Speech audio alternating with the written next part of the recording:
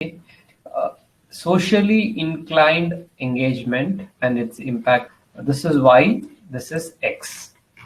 Just go to the literature review. They were expecting only 7-8 pages, so that's what we are limited that. So the review of literature is little limited here. Then we found out the research gap, then the problem statement we are done, then we are written an objective of a study, proposed model.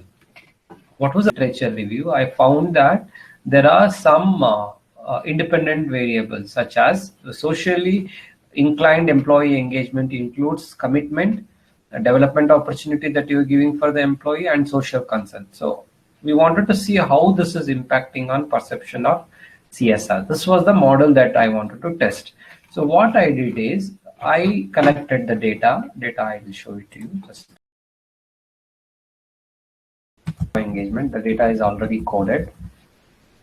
See, the data is already coded. After applying the factor analysis, I got the factor something.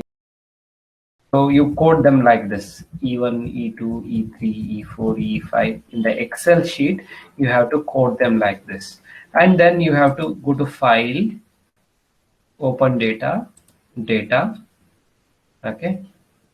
Then upload that Excel sheet to here. You have to change this file type, Excel.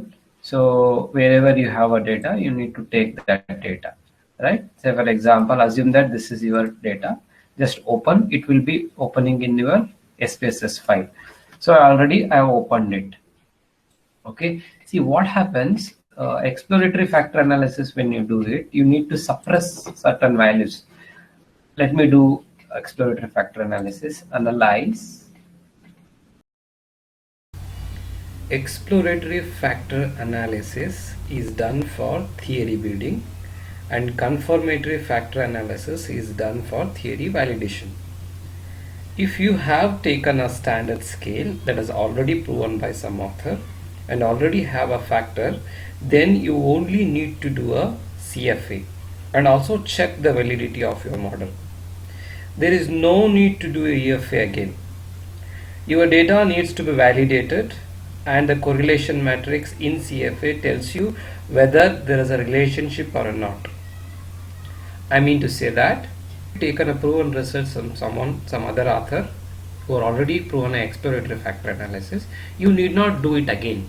You go for a confirmatory factor analysis, then proceed for SCM. If you prepared your own questionnaire, then you try to do the process, that is exploratory factor analysis, then CFA, reliability, validity, and then SCM. But you see, this is my first factor, first set of factor. This is my second set of factor, and this is my third set of factor, right? So I have restricted it to 3 factors. Let me do that. Go to factor analysis, analyze, dimension reduction, factor.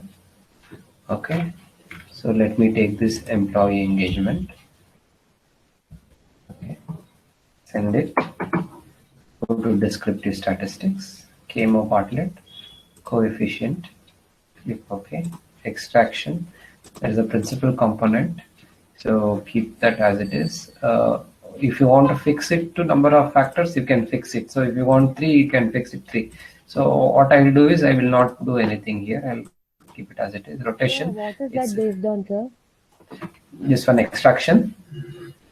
Sir, no, sir. About the factor, what is the logic behind fixing the factors or not fixing the factors? See, in your questionnaire, you strongly feel that you want the exploratory factor analysis result to be restricted only 3 factors. Then you can restrict it. Okay, you can restrict it. If it restrict, it will give you value only for 3 factors. So I don't want to restrict it. Just I want to freely rotate it based on the eigenvalue. Okay, so I'm continue. Extraction. So freely rotate it, continue. Rotation, vary max rotation, continue. Scores, don't do anything here, continue.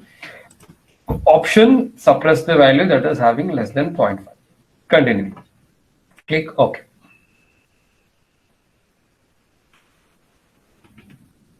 See, did you see that? This is a new result. Okay, and this is a factor analysis. Let me compare. So you need to look at the rotated component matrix. See, 3, 4, 5, almost close. This is first factor. I name that factor as a something, maybe social concern. Then E2, this is one set. I might have named it as a commitment. I will tell you just 1 minute.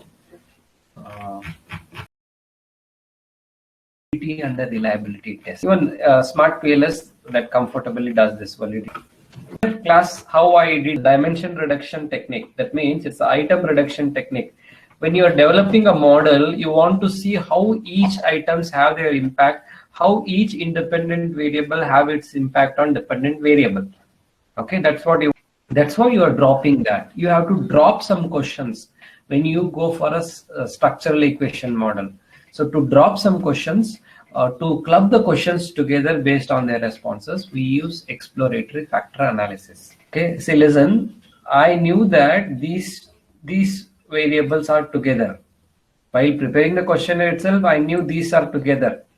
Okay, while preparing the questionnaire itself, I knew these are together. So I took them together. Sometimes what happens, this item will get mixed up with this.